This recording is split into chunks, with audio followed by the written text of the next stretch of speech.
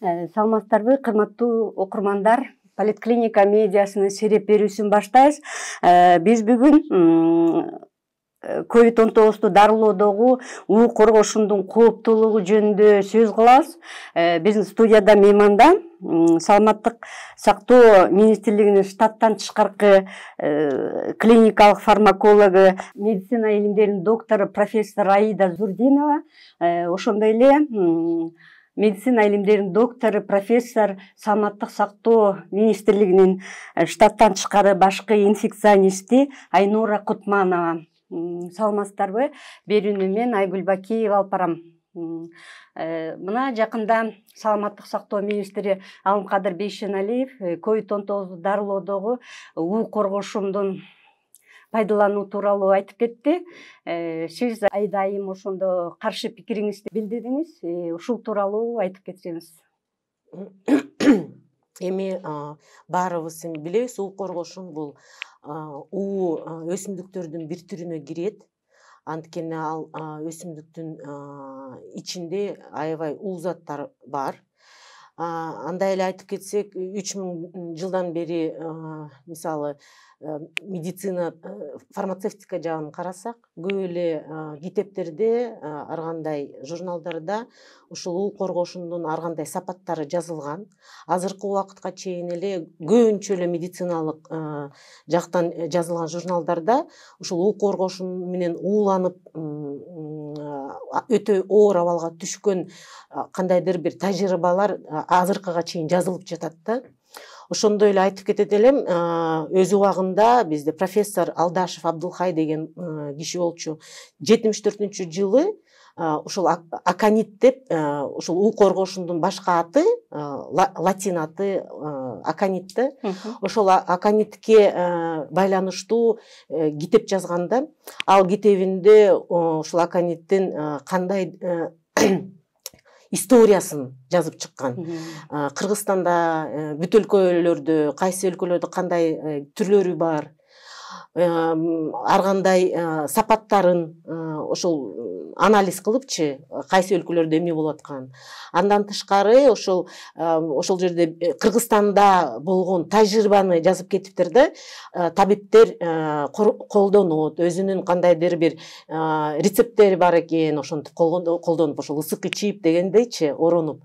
Бирок ошол китептин мазмунун баарын окуп чыккандан кийин аягында ошондой эле 74-жылы натыйжасын чыгарганда, азыркы убакта ушул медицина тармагы аябай өнүгүп келатат. Ошон үчүн элдин арасында колдонгон методдорду туура алып барып эле медицинада колдонсо болбойт. Анткени колдонуш үчүн ал жакшы изилдениш керек. Токсикология жагы, фармакология жагы деп жазылган да. Ошондон бери канча 20-кылымда жазылган. Ага чейин деле Кытайдын көп эле карап чыктык да, интернеттенчи кайсы жерде кандай. Азыркы маалда интернет жакшы экен. Мисалы англис тилинде деле көп китептерди, ар кандай журналдарды таап карап чыктым. Ал жерде деле ошол уу коргошундун ар кандай сапаттары бар. Ошол айткандай, мисалы рак илдети менен ооруган да колдонгон деп, мисалы булчуңдары, сөөктөрү ооруганда да колдонгон деп, ар кандай эми ал өзүлөрүнүн тажрыйбасын жазып атат да, кандай болгончу. Бирок азыркы учурга чейин эмне белгилүү? уу коргошун аконит аябай фармакология жагынан, биз айтабыз, орусча айтсам, узкий терапевтический диапазон. Бул эмнени түшүндүрөт? Бул түшүндүрөт терапевтик дозасы менен уулуу дозасынын ортосунда айырма аябай кичинекей. Миллиграмм кичине ашык болуп калса, уу болуп калат. Ошон үчүн ушул характеристикасы боюнча көп, мисалы эл аралык деңгээлде аконитти дары катары колдонбой эле койгула деп рекомендациялар бар да. Ошон үчүн ушул жагын карасак дагы көп эле айтышат, ооба, жакшы жактары көп. Бирок азыркы убакытка чейин бир да өлкөдөн, ошол деле Кытайдын журналдарынан окусак, аягына чыгып изилденип бүтө элек да. Ошон үчүн менин каршы болгонум кандайдыр азыркы учурга чейин изилденип аягына чейин бүт элек дарыны бүт элге колдонуу туура эмес да. Анткени ошол токсикология, фармакология жагынан изилдөөлөр өзүнүн кандайдыр бир стандарттары бар да. Ошол стандарттарды туура колдонуш керек. Эми айтып атышат, канча жылдан бери, канча кылымдан бери табыттар колдонуп кетет, эчтеке болгон жок, ковидке да каршы иштейт депчи. Бирок ошондой эле мисалы рак өнөкөтүнө колдонуп атат деп атат. Бирок азыркы учурга чейин мисалы ошол эле китеп менен журналдарда жок кандай так аныкталган. Мисалы илимий жагынан так аныкталмайынча дары болобу, өсүмдүк болобу биз практикада колдоно албайбыз. Айнур айым, сиз кандай ойдосуз? Азыр Аида Шалина жакшы маалымат берди. Ушу аканит боюнча ушу маалымат пайда болгондон бери баарыбыз эле окуп атпайбызбы? Анын жанагы аканиттин да эмелерин баарын тең биз анткени ага чейин колдонгон эмеспиз да. Мисалы инфекция боюнча аны мындай колдонуп, бирөөлөрү дарылап дегенди уккан эмесмин да.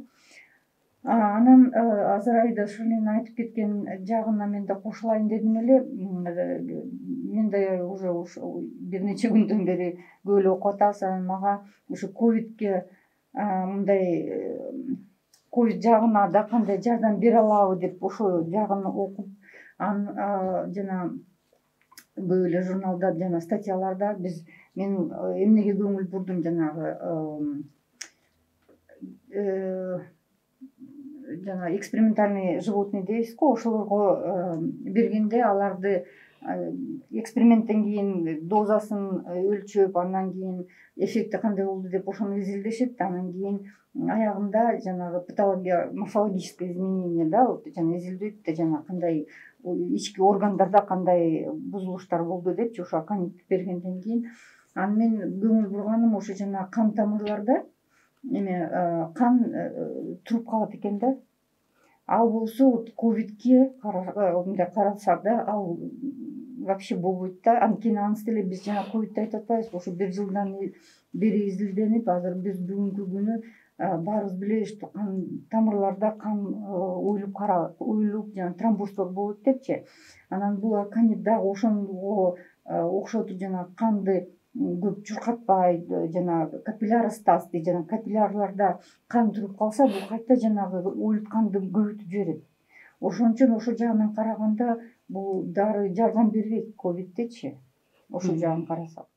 Ушу негизи дары дармектер биринчи сынактан өтүп, андан кийин анын баардык сапаттары аныкталып, анан сунушталышы керек да, ошонун тартиби кандай болот? Анын тартиби эл аралык стандарт боюнча жасалат. Ар бир дары болобу, өсүмдүк болобу, Айнур Зарылбековна айтпадыбы, доклинический дейбиз. Исследование бул жаныбарларда изилдениш керек. Бул чычкан болобу, же мисалы кроликтер болобу, любой жаныбарда изилденет. Жаныбарларда эмне үчүн изилдейт? Анткени так дозасын аныкташ керек да. Айтпадымбы, аканиттин дозасы, терапевтик дозасы менен мындай зыян дозасы аябай ортосу кичинекей. Ошон үчүн так аныкташ керек да, кайсы дозасы ошол жаныбарды өлтүрдү. Ошол аныктагандан кийин анан ошол инструкция берилет да. Мисалы ушул дозадан көп бербегиле. Ушул дозадан көбүрөөк берип калсаңар өлүп калышы мүмкүн дегенчи. Ошон үчүн ошол жагы жок болду да. Анан айтып атат, көп эле Айнур Зарылбек ковидте изилдеш үчүн ошол жаныбарларды ковид менен орутуш керек эле. Анан ошондо берип, ошондо изилдемек да, канды эмне кылат, биздин органдарда эмне кылат. Анткени кан уйгонда биздин органдарга кан жетишпей калып, органдарыбыз жаман иштейт да. Ошон үчүн азыркы убакта биз айтып атабыз, биздин протокол, руководстволорду жазып атабыз. Өпкөдөн башка бүт биздин органдар сезгенет ковидке. Мээ болобу, боор болобу, көп эле биздин баардык органдарыбыз, жүрөк эң негизги. Анан азыркы учурда ошол аканит мисалы ошол жаныбарларда изилгенден кийин, ошол дозаны так аныкталгандан кийин, анан клинический экспериментальный исследование болот да. Ал 4 фаза дейбиз. Биринчи фазасы бул добровольцы болуш керек да. Өз ыктыяры менен барып, мен ошол дарыны ичемин, өзүмдөн кандай эффектиси бар экен байкоо үчүн. Ошондо ошол өз ыктыяры менен келгендер, саны где-то 20-30 кишидей болот да. Изилдешет, канын изилдейт, бүт өзүнүн кандайдыр бир параметрлери бар да изилдей турган. Андан кийин экинчи фаза бул ошол оору менен, ошол оору илдетке кабылган адамдардын ичинде изилдейт. Мисалы, ошол ковид болсо, ковид менен ооруган адамдарга 100 кишидей, 300 кишидей адамга берип аныкталат да бүт анализдеринен. Анан ошондон кийин 3-чү фаза болот. Ал деген аябай крупный исследование болуш керек. Ал рандомизированный дейбиз, контролируемый исследование. Бул жерде ключевой сөзү контролируемый, контрольный группа болуш керек. Обычно мындай эл аралык практикада контрольный группа бул плацебо алган группа да. Ошондо ошонун натыйжасында ал кандай изилдөөлөр 1 ай же 3 айда бүтүп калбайт. Ошондой чоң исследование 3000ден көбүрөөк адам катышыш керек. Анан алар 1 жылдан 5 жылга чейин ошондой эмеде болот да. Анан эң негизгиси любой ошол фазасындагы исследованияда, изилдөөдө ошол адам өз ыктыяры менен келдим деп атайын форма бар. Этический жагы бар да. Ошол форманы жазып берет да. Мен эч кандай мындай претензия жок. Мени атайын мага маалымат беришти. Ошол маалыматты уккандан кийин мен өзүмдүн решениямды кабыл алдым депчи. Ошону алгандан кийин, анан мисалы мен исследователь болсом, ошол адамдарга кандайдыр бир терс жактары болуп калса, финансовый жагы бар да, мен төлөп бериш керекмин. Анткени ал өлүп калышы мүмкүн. Же мисалы терс жактары болуп инвалид болуп калышы мүмкүн.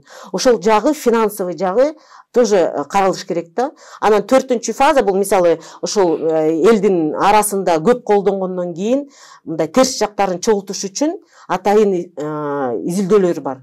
Алар да аябай керек да. Анткени так аныкташ керек. Кайсы терс жактары болушу мүмкүн. Алар көбүрөөк бизде болобу же азыраак болобу, ошону билиш керек да. Ошон үчүн азыркы маалда ошол аканит боюнча доклинический исследованиясы жок, ковидке байланыштуу. Ошондой эле доклиника боло элек клиникага бере баштады. Экинчи жагы бул этикалык жагы, моралдык жагы бар да. Хельсинская декларация деген бар. Ал ошол 47-жылы кабыл алынган. Ар кандай изилдөө өткөрүш үчүн адамдардан өз ыктыяры менен ошол информированный согласие алыш керек. Ансыз бирдей изилдөө боло албайт. Ал информированный согласияны алыш үчүн ошол адамга маалымат бериш керек. Эмне үчүн дары берилип атат? Эмне деген дары? Бүт информацияны так бериш керек да.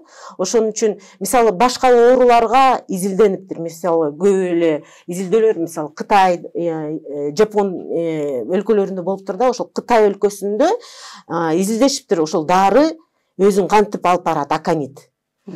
Аканит ал аябай азыркы учурга чейин деле ар өлкөлөр изилдеп атат да, эми уулуу зат болсо. Изилдегенде ал дары аябай бат биздин ашказанга сиңет экен. Анткени бизде фармакологияда мындай понятие бар: водорастворимый, анан жирорастворимый дары депчи. Анан биз фармакология боюнча билебиз, ошол жирорастворимый дарылар бат организмге сиңет, канга батыраак түшөт да. Ошондой эле канга түшкөндөн кийин ал бүт органдарга тарайт да. Ошондой эле ошол изилдөөлөрдө жазылат да, ошол жирорастворимый формага кирет экен. То есть бат сиңет. Ошондой эле канга бат түшүп, органдарга тарайт. Ошондой эле ошол дарынын объем распределения деген бир параметри бар. Ал эмнени көргөзөт? Канча деңгээлге чейин ошол дары сиңет биздин организмге. Ошон үчүн ошол объем распределения аканиттики 690 литр экен. Биз ойлосок, адамдын организминде мында кан 5 литр дейбиз да, эми салмактан эметет да. Бирок клеткаларыбыз, жүрөгүбүз, боорубуз, ар бир клеткабызда суу бар да, биз суудан өзүбүз түзүлөбүз да, 80% бизде суудан. Ошон үчүн 690 литр эмнени билдирет? Ошол аконит ошол бүт органдарга чейин сиңет. Анан өзүңөр деле ойлосоңор, аябай алыс киргенден кийин ал дарынын чыгышы да кыйын болот. Ар бир дарыны изилдегенде, изилдене элек да боор аркылуу өтөт да. Ошол аконит боюнча, ошол бир Кытайдын эмесинен окудум, жакшы эме изилдешиптир. Боорго атайын ферменттер бар да. Ферменттердин ар кандай түрү бар. Цитохром дейбиз биз. Ошол боордогу 3 түр ошол ферментке таасир этет экен аябай. Ошол 3 түр ферментке таасир этсе, мисалы башка дарыны алып атсам, анда ошол дарыны жакшы иштетиш үчүн, аны сиңиртиш үчүн ошол фермент мага керек. Бирок аконит аны кандай десем, башкача иштетип коет да. Ошон үчүн ошол дарынын терс жагы же ошол акониттин терс жагы батыраак чыгат. Ошон үчүн жазылыптыр, аябай бүт орган ошол клеткаларга чейин барат, бирок чыгышы аябай кыйын болот. Чыкканда боор менен бөйрөк эң эки органда любой дарыны чыгарып иштете турган. Ошон үчүн ошол органдарыбызга аябай терс таасир этет экен да. Азыр болсо инфекциялык ооруканада, улуттук госпиталда жана башка жактарда ушул берилип жатыптыр да. Бул кандай талапка ылайык келеби? Ал азыр Айдаш эле айтып кеткендей, азыр как эксперименталдуу дарылуу болуп атпайбы берилип атса. Ошон үчүн алар азыр ушу дарыны жана эрежеси жок да, сунуштары жок колдонуп атышат. Мен азыр Айдаш эле айткан эмеге кошумча айтып кетейин дегеним, ар бир дарылуу изилдөө өтүп атканда, ал башка дарылар менен кошулганда кандай да эффект болот экен, ошону да көрүш керек да. Анткени биздин оорулар азыр ковид менен ооругандар жана канды суйткан дарыны алышат да баары тең. Анан ошо менен кошулганда кандай болот алардын эффекти, взаимодействиеси? Анткени мисалы жана гепарин дейбиз да, гепариндер менен даже кээ бир чөп чарлар кошулганда алар жанагы эффектисин же күчөтүп жиберет, же кайта токтотуп жиберет. Анан ошондо жана дозасын кайта коррекция кылыш керек да, же гепаринди көтөрүш керек, же азайтыш керек. Ал белгилүү дарылар бар, чөп чарлар бар. Аларды докторлордун баары тең карап турушат да, ошол менен чогуу бергенде дозасын коррекция кылганы.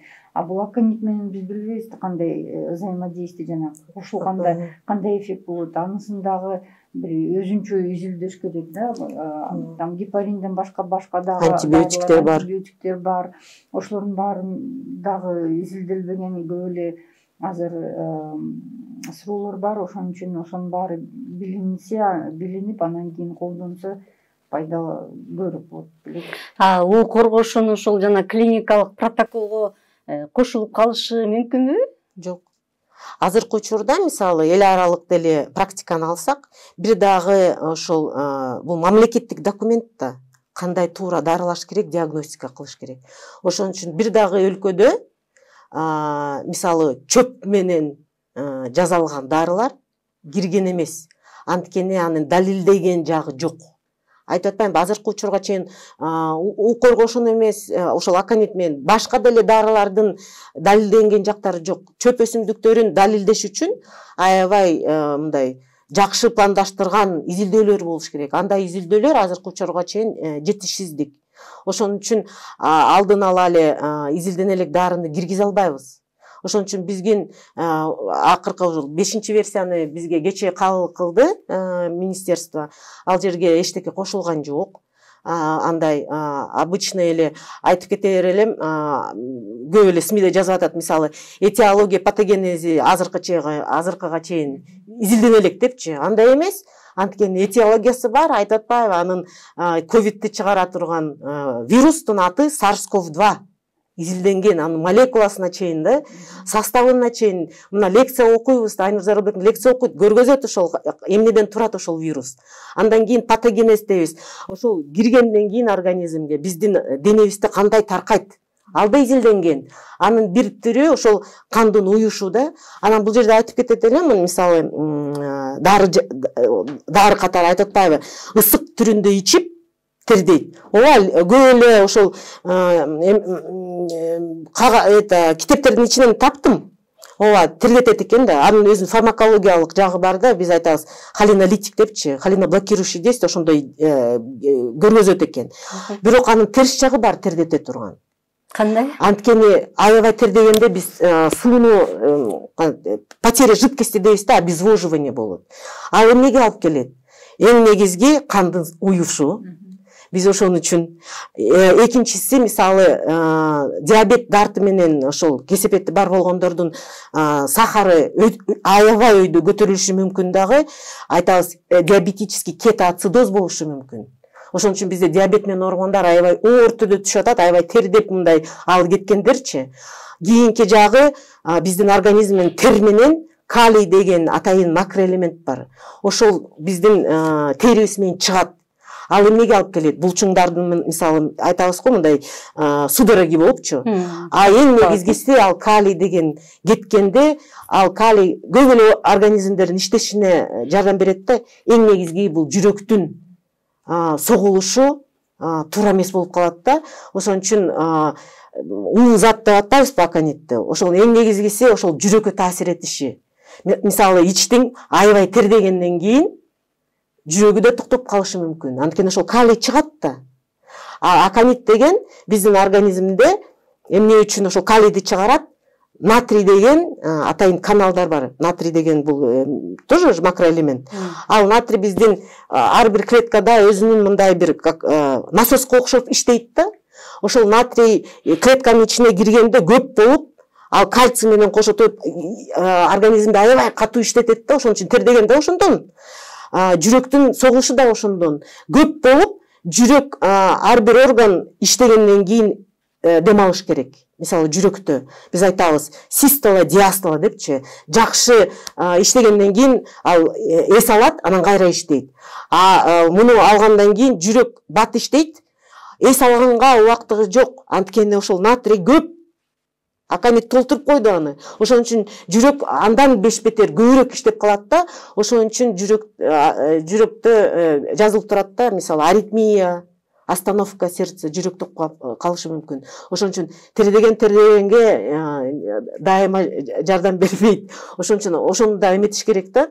уу коргошундун ошо кесепети азыр пайдаланып жатышат. Кесепети качан, кайсы убактан кийин чыгышы мүмкүн? Кесепети бир күндө чыгышы мүмкүн, бир жумада, бир айда. Аны эч ким так аныктаган жок да. Айтпадымбы, объем распределения дейт. Ошол акониттин биздин кайсы клеткага чейин жетиши 690 литр экен. Ал клетка өзүңөр билесиңер, мисалы лабиринтке киргенден кийин кайра лабиринттен чыгуу аябай оор. Ошон үчүн ошол дары да ошол биздин организмде көпкө чейин турушу мүмкүн да. Ошон үчүн айтышат кумуляция депчи, бир жерде толуп калышы мүмкүн. Анан өзүнүн терс жактарын акырын мындай туруп чыгара берет да. Мисалы ошол эле Айнур Зарылбеков айтпайбы, патологоанатомическое вскрытие болгондо ошол статьяларды окуп чыктык ушул күндөрү да. Ошол кечке биз отурабыз, бөлүшүп эмнени окуп чыктык, каяктан эмнени таптык.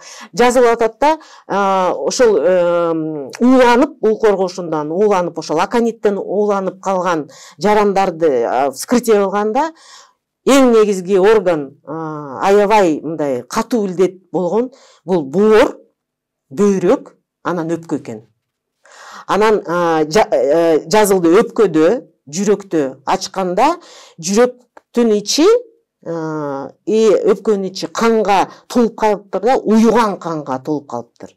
Ошол дагы бир жолу көргөзүп атат, ошол кандын уютушу мүмкүн. Ошон үчүн бул жөндөн жөн эмес. Ошон үчүн жакшы изилдеп, илимий жагынан туура изилденсе, ошондо көрсө болот да, мындай колдонсо болобу. Бирок мисалы эл аралык практиканы карап да чыктык. Мисалы Америкада FDA деген агентство бар, атайын ошол дарылардын сапатын карайт да, анан ошондой добавкаларды, ошол добавкага кирет да аконит. Ал жерде ошол 5 өсүмдүктөрдү аябай уулуу деп жазган. Ошол списоктун биринчисин ошол аконит жазылганда. Андан башка мисалы европейскийди кече таптык. Европейский агентстволор бар. Мисалы дары киргенде регистрация кылат да. Ошол дарыны жазыптыр. Даже в косметических целях не рекомендуется деп. Ошол эле крем, мастарды колдонсо боло берет деген жок. Анан биз деле мисалы телевизордон көрүп калдык, биздин эле биологдорду, окумуштуулар да алар деле изилдешкен да. Мисалы тоодо жүрүшүп көргөзүштү да, жөн эле ошол гүлдөрдүн арасында аралап гүлдөп атканында. Ал деле аябай терс кылат, анткени биз ошону дем алганыбызга кирет. Даже терибизден оказывается сиңиши аябай мындай оор эмелерге алып келет экен да. Малдар деле мал жегенде ошол мал да өлүп калат экен.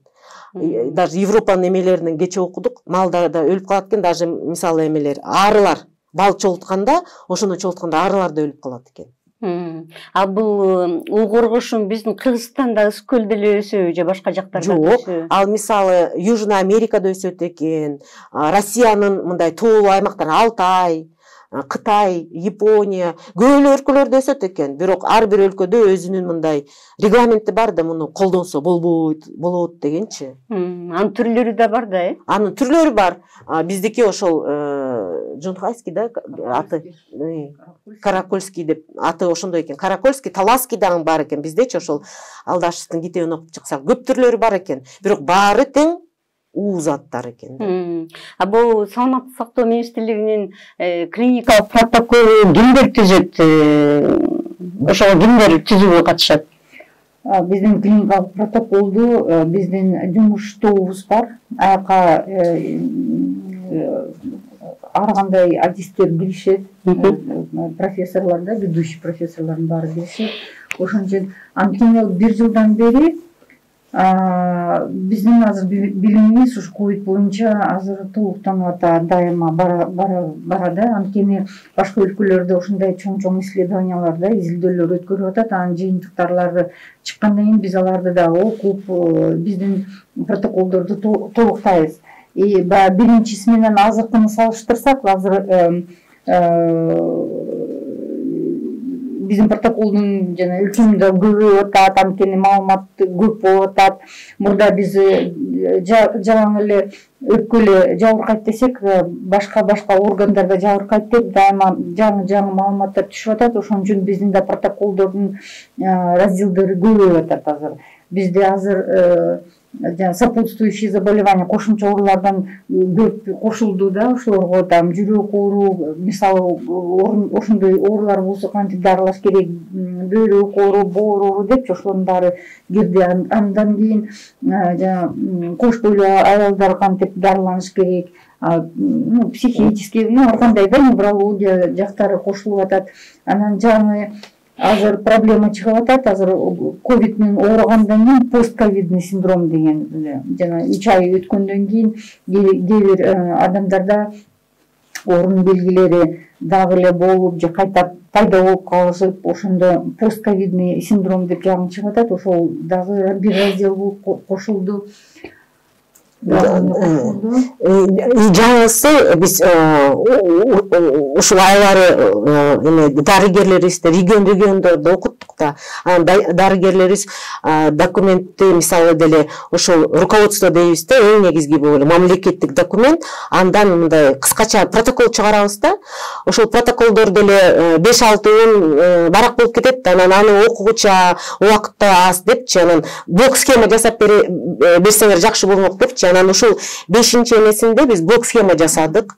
Ошол врачтар менен сүйлөшүп, анан врачтар региондорго барып окутканда ошол блок схеманы көргөзүп, ушундай силерге ыңгайлуу болобу, ичиндеги берилген маалымат силерге түшүнүктүүбү депчи.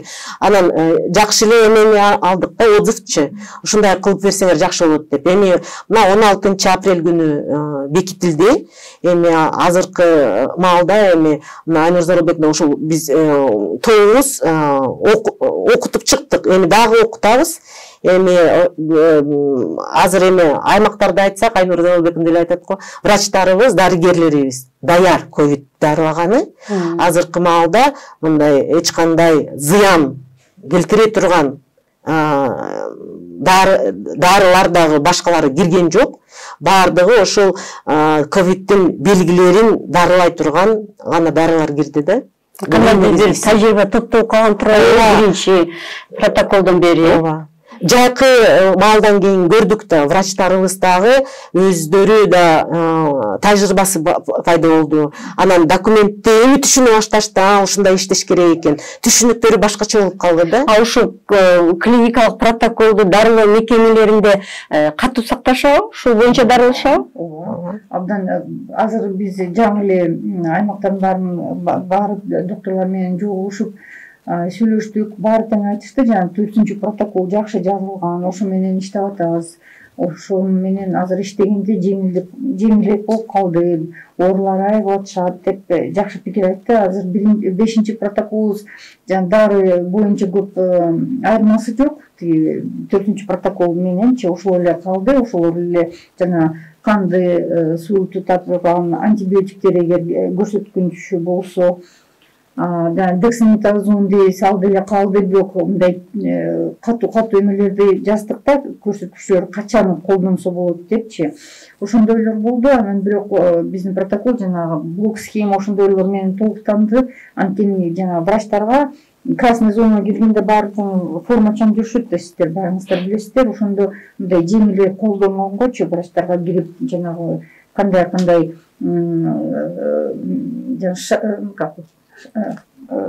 пашада кандай эмне кылыш керек да, ошолордун баарын көрсөтүлгөн. Ошо 1 жылдан бери биздин тажрыйбабыз жакшы болуп, азыр врачтардын баары тең эле түшүнүп, ушу оорунучу эмне болуп атат, кандай дарылаш керек, ошондой жакшы ошондой жыйынтыктар болуп атат. Башка дүйнөлүк башка мамлекеттердин тажрыйбалары дагы сиздер ошол тажрыйбаларын аласыздарбы? Албетте алабыз. Биз да башкалардын протоколдорун карайбыз. Көбүнчө биз жана дүйнөлүк саламаттык сактоо уюмунун сунуштарын колдонобуз. Башка дагы эл аралык мындай эмдер бар, британский, аларда ошолорго карайбыз. Анткени ошол документтерде только жана аныкталган эффектүүлүк дарылар кирет да, ошол руководстволорго. Ошолорду карап биз өзүбүзгө да ошондойлор только мындай аныкталган эффектүү дарыларды киргизебиз. Азыр медициналык кээ бир мекемелерде жана уу коргошунду пайдаланууга берсе, бул ошол протоколду сактабагандык болуп эсептелет да, бирок мунун да кандай протоколдо жазылган эмес. Эми бир жагы биз медиктер эми кандай десем, правовой жагын билбейбиз да, кандай болуш керек. Ошондой эле врачтарыбыз билбеши мүмкүн. Алып келип бересиңер деп, мейли беребиз деп баш ийип коюшту да. Бирок мисалы инфекционный больницада айтышты, андай аны берген жокпуз. Анткени билишет да, өзүнүн мындай кандайдыр эрежеси бар да. Ошон үчүн ошол жагы биздики минус болуп калды да. Анан эң негизги азыр биздин бүт ошол ар дүйнөнүн ар кайсы жеринде кошо иштешкен коллегаларыбыз бар да. Биздин кыргыздын жарандары эмес, эл аралык аренада иштеген специалисттер. Анан алар деле бизге жандары күйүп жазып атышат. Эмне болуп калды, эмне болуп кетти, силерди биз үлгү кылат эле. Кыргызстанда бүт өлкөлөрдө протоколдорунда экспериментальный дарылар кирген да, ар кандай противирусный дейт. Биз 3-чү протоколдон баштап отстаивать этип бүт ошол экспериментальный дарыларды алдырганбыз. Элдерибизди улантканга жол бербейбиз дегенчи. Ошон үчүн бизди үлгүгө коюшуп атканда, мына Кыргызстандын врачтары ушундай демилгеси менен эксперименттик протоколдорду киргизишкен жок. Ушундай болуш керек депчи. Эми азыркы учурда айтып кетет элем, эми уу коргошун эми уулу зат, аягына чейин изилдене элек болсо, азырынча колдонууга мындай тыюу салыш керек да. Анткени айтып атайынбы, юридикалык жагын айтпайм, юрист эмеспиз биз. Эң негизги этикалык жагы да. Анткени бүткүл дүйнө боюнча даңгыраган көп мындай публикациялар болгон. Ошентип этикалык жагын карабай дары берип терс жактары чыгып өлүмгө алып келген учурлар болгонда, анын Фейсбукта деле соцсеттерде жазбадыбы. Мисалы эң мындай өкүнүчтүү бир тажрыйбалардын бири Америкада болгон. Өнүккөн өлкө Таскеги деген изилдөө болгон да. Ал изилдөөгө сифилис менен ооруган кара адамдарды киргизген да. Ал изилдөөнү 32-жылдан 72-жылга чейин 40 жыл өткөрүшкөн. Ошол 40 жыл өткөргөндө аябай уулуу заттарды беришкен да. Мисалы висмут деген, анан ртуть дейбиз, Сымап, сурма да? Сурма. Беришкен да дарылоо үчүн. А биз билебиз, бул аябай зыян заттар, аябай уулуу заттар. 1947-жылы антибиотиктер уже чыккан, пенициллин деген эң биринчи антибиотик. Ал деген сифилисти дарылайт. Бирок аны билип, ошол изилдөөчүлөр 32-жылдан 72-жылга чейин 40 жыл ошол жерде жашаган кара гана адамдарга беришкен. Ошол аябай скандал, аябай мындай чоң мындай скандал болгон да, мындай мировой масштабта. Ошондо Клинтон ошол дарылардын кесепетинен өтүп кеткен үй бүлөлөргө, анан ошол маалда ошол жерде жашаган штаттагы элдерге өзүнүн кечиримин сурап, финансылык жагынан өмүрүнүн бүткөнүнө чейин кандай бир компенсация төлөгөн да. Бул эң мындай бизге тажрыйба болду да, жакшы изилдене элек дарыны алдын ала бербеш керек. Анткени биз билебиз, аягына чейин изилденбесе, эң негизги биздин репутацияга тиет. Медицинанын репутациясы деп азыр бизди көп эле айтып атат, мына айтпайсыңар депчи. Репутация жалаң гана дарылердики эмес. Эң негизги бул репутация, өлкөбүздүн репутациясы. Экинчиси, репутация биздин президенттин репутациясына тийиши мүмкүн да. Мына аягына чейин изилдеген жоксуңар, анан берип койдуңар дегенчи. Ошол жагы бар. Ошон үчүн жакшылап ойлонуп, кандайдыр бир, мен ойлойм, кандайдыр бир жакшы чечимге келиш керек да. Туура чечимге, жакшы эмес, туура чечимге. Туура чечимге. Мыйзам жоопкерчилиги жөнүндө да айтылып атат. Анан ушул угуруш менен дарылоодо кимдин жоопкерчиликти ким тартат? Бул деген юридикалык маселелер, бул юристтер өзүлөрү чечишет. Биз азыр только как профессионал. Юридикалык жагынан биз медиктер биздин эмеге эметтейбиз да. Биздин минусубуз ошол жак. Биз медиктер юридический жакты, политический жактарды карабайбыз. Бизге эң негизги биз билген туура кандайдыр бир тажрыйбаны элибизге жеткириш керек. Элибизди ошол туура тажрыйба менен кандай дарылаш керек да. Угуруш менен дарылоодогу ошол жана сиз сунуш пикирлерди айтып кеттиңиз. Ошо жалпылап айтканда азыр эмне кылыш керек мындан ары? Эң негизги бул ошол этикалык жагын, туура документтерди кылыш керек. Изилдегилер келсе, атайын ошол жаныбарларда изилдеш керек биринчи. Өзүнүн этаптары болуш керек да. Аны токсикология, ошол фармакология жагын, именно ошол ковидте кандай өзүнүн алып барат ошол өсүмдүк караш керек. Эң негизги көп эле адамдарыбыз өсүмдүктөрдөн ар кандайларды ичет.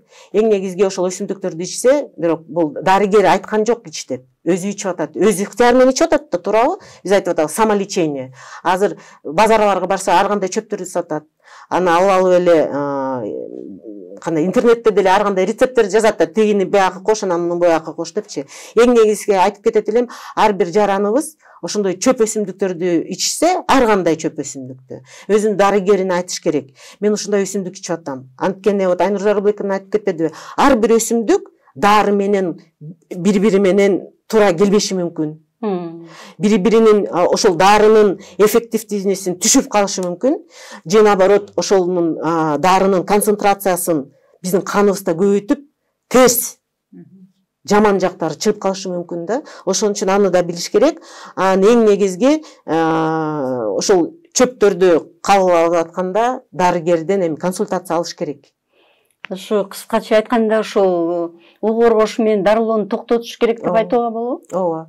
Азыркы учурда изилдене элек болсо ушул медициналык жайларда аны токтотуш керек.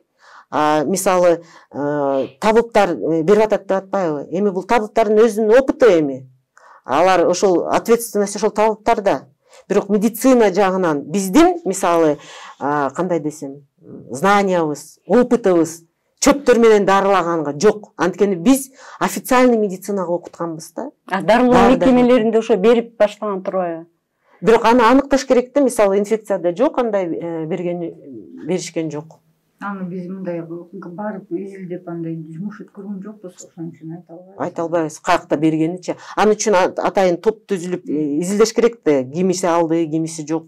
Анткени айтып атпаймынбы, ар кандай жактары көп, юридический, этический. Айнур айым айтып кетсеңиз, ошол коронавирус боюнча Кыргызстандагы жагдай кандай, 3-чү толкун качан болот?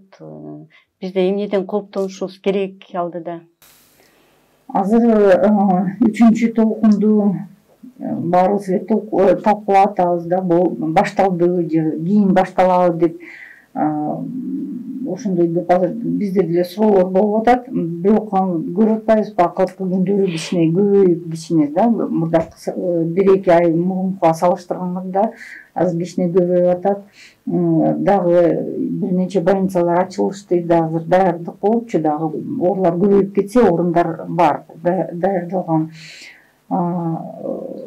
Азыр биз баягы эле айтылган мурдакы 1-чи күндөн бери айтылып келип аткан тарбиялардын баарын тең колдонушубуз керек. Масканы азыр тагынып да азыр үчөөбүз ушундай отургандай болуш керек, дистанция кармаш керек. Ошолордун баарына тең айтылган ушул эрежелерди прям азыр кармаш керек да. Анткени баарыбыз эле көрүп атпайбызбы? Эшикти тагынбаса деле жана мисалы көп чогулган жерлерде баары тең кийиш керек. Анткени ар бирибиздин маскабыз азыр өзүбүздү эмес, өзүбүздү сактабайт, башка элдерди сактайт. Ошон үчүн биз азыр бири-бирибизди сыйлап да, бири-бирибизди ойлоп да, ошентип сактап калышыбыз керек. Анан кандай азыр дальше кандай ситуация болот экенин азыр аныктала элек, ал деле мындай приблизительно прогностический дейбиз да, анын баары тең биздин жүрүш турушубуздан карата болот да. Көп жанагыдай тоо эмелерге көп барбай, жанагы көп чогулган жерлерде туура өзүбүздү туура алып барсак, мүмкүн кичине мындай жеңилирээк өтөрбүзбү.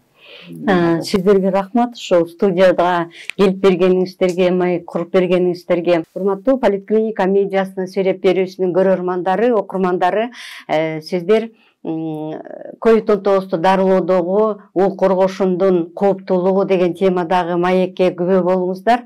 Биздин студияда медицина илимдеринин доктору профессор Аида Зурдинова жана медицина илимдеринин доктору профессор Айнура Кутманова болду. Саламатта калыңыздар. Берүүнү мен Айгүл Бакиева алып бардым.